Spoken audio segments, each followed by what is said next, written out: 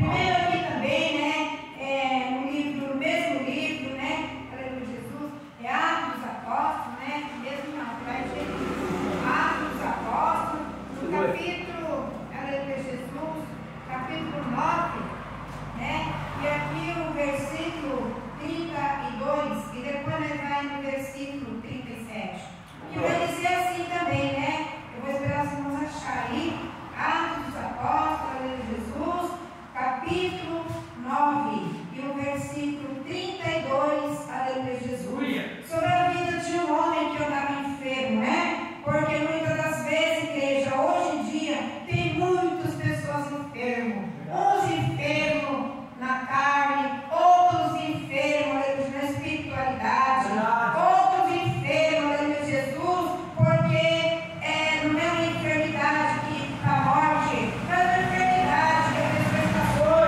está e não tem força para buscar o Senhor, e muitas das vezes a igreja não está mentindo, aleluia, Jesus, para poder não vir na casa de Deus. E Deus, Ele está, aleluia, cuidando de tudo isso, igreja do Senhor. Porque se não é Deus, o que seria de nós? Agora mesmo o pastor esteve aqui orando e dizendo assim, aleluia, que se Deus curar, Ele é Deus, e se Deus levar, Ele continua sendo Deus, né? E muitas das vezes, igreja, a pessoa tem medo de vir para a casa de Deus, às vezes tem algo também embaixo do tapete, não sei, e às vezes fica inventando coisa para poder não vir, né? Paralítico ali espiritualmente, aleluia. Aqui vai dizer a palavra de Deus assim, ó, sobre a cura de Enéia. E aconteceu que, passando Pedro por toda parte, veio também ao santo que habitava em Lida. E achou ali certo homem chamado Enéia, jazendo numa cama, 8 anos, o qual era paralítico.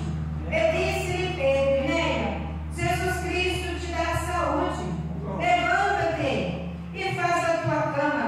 E logo se levantou, e viram todos os que habitavam em Lida e Sarona, os quais se converteram ao Senhor. Que palavra linda, né? Então, igreja, às vezes esse homem aqui era um paralítico de verdade, mas hoje também tem muitos crentes também sendo paralíticos, né? Está cheio de saúde, igreja, e não tem coragem de vir para a casa do Pai buscar o Senhor, né? E muitas das vezes tem muitos aí, aleluia, Jesus, que até a fama, que não aguenta nem ver como está doente. Aleluia, Jesus. E Jesus, igreja do Senhor, Ele está vendo tudo, porque Ele conhece o homem e a mulher, por dentro e por fora. Ele sabe quando o homem está falando a verdade. Ele sabe também quando o homem está tentando enganar Deus. Porque Deus, o homem não engana. O homem pode enganar o pastor, pode enganar a igreja, mas o nosso Deus jamais ele vai enganar. Porque Deus conhece nós por dentro e por fora. Portanto, Ele sabe até quantos fios de cabelo tem em nossa cabeça. Porque o nosso Deus, Ele é o princípio e o fim. É o primeiro e o verdadeiro, aleluia. E por isso Ele conhece todas as coisas que está. Ai daquele ou daquela que pensa que vai enganar o nosso Deus, jamais. Então, Enéia estava ali enfermo de verdade, ele era paralítico. Já fazia 8 anos que ele era paralítico. Mas quando ele se deparou com Pedro cheio do poder de Deus, cheio do Espírito Santo, cheio de entendimento e sabedoria, quando Pedro chegou até perto dele e viu ele naquele problema de paralítico, né? Ele disse, Jesus chegou e Pedro chegou e disse para ele: Enéia, Jesus Cristo te dá saúde. E quando falou aquilo, eu creio que naquela hora Enéia recebeu. Porque ele não estava falando com qualquer pessoa, ele estava ali recebendo algo de Pedro, mas é concedido do Espírito Santo. Porque Pedro, quando ele chegava, ele falava e acontecia, porque Pedro era um homem sincero com as coisas de Deus, um homem de oração, de consagração, né? E hoje as pessoas falam, né, que vai fazer e não faz, promete, não cumpre, né? Mente, engana, mas para Deus, eles não estão enganando a Deus. Porque Deus, Ele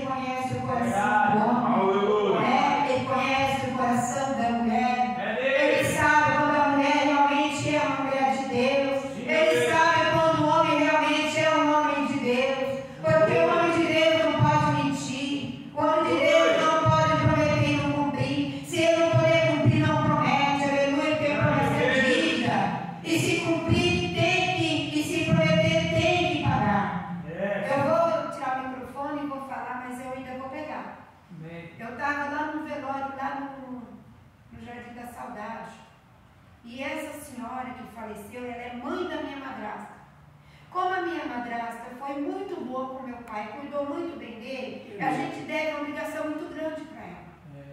Então aquela senhora estava lá, ela tinha falecido, ela estava lá, ali não tinha nenhuma coroa para aquela senhora. E todo mundo chegava com coroa, não quer dizer que a coroa é salvação, não. Mas eu estou dizendo sobre o que estava acontecendo ali. Minha irmã chegou e falou para mim, eu preciso comprar uma coroa para essa vozinha, porque ela é mãe da nossa madrasta.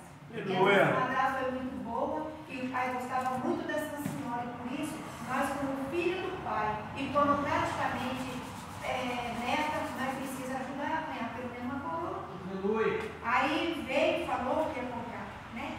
Aí naquela hora eu falei, pode comprar que nós vamos pagar. Então eu prometi, e hoje eu cumpri. Por quê? Ela ligou lá no meu serviço e falou para mim assim, eu não posso trabalhar hoje porque eu estou passando mal, você está trabalhando? Eu estou. Aí ela não quis cobrar, mas meio que ela me lembrou. E foi bom ela me lembrar, porque eu estava indo trabalhar, ela não estava nem aí, não sabia o dia certo do pagamento.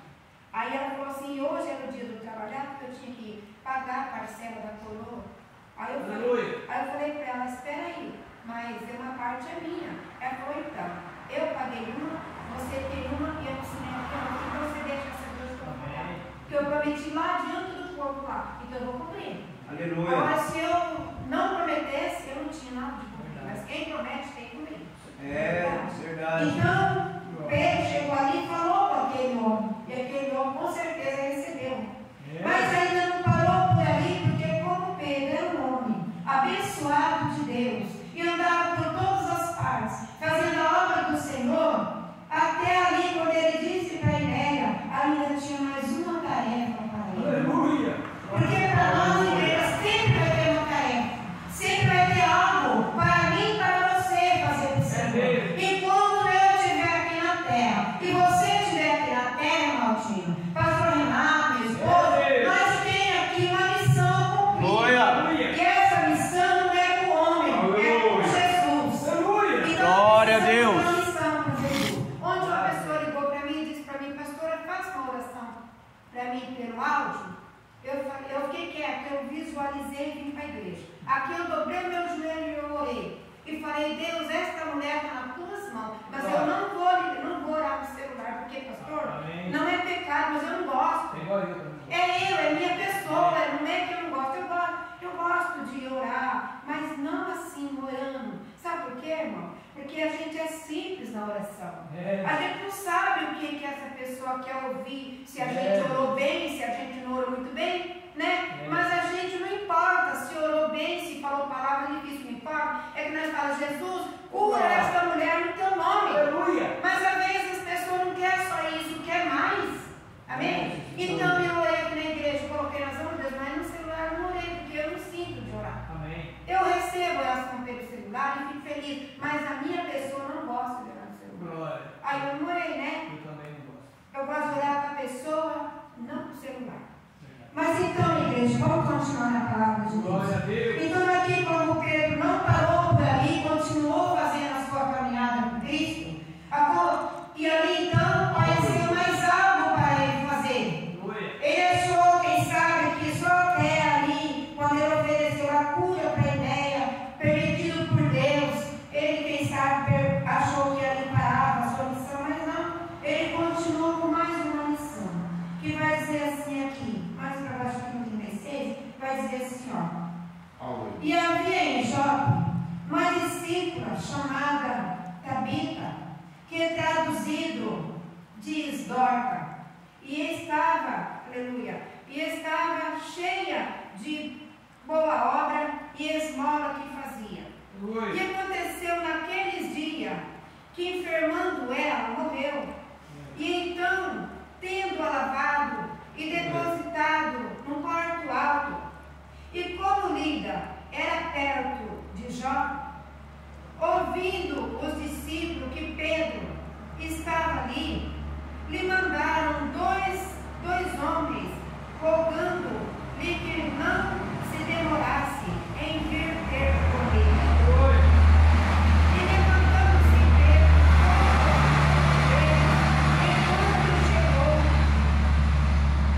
e quando chegou, levaram ao quarto alto, e todas as viúvas os rodearam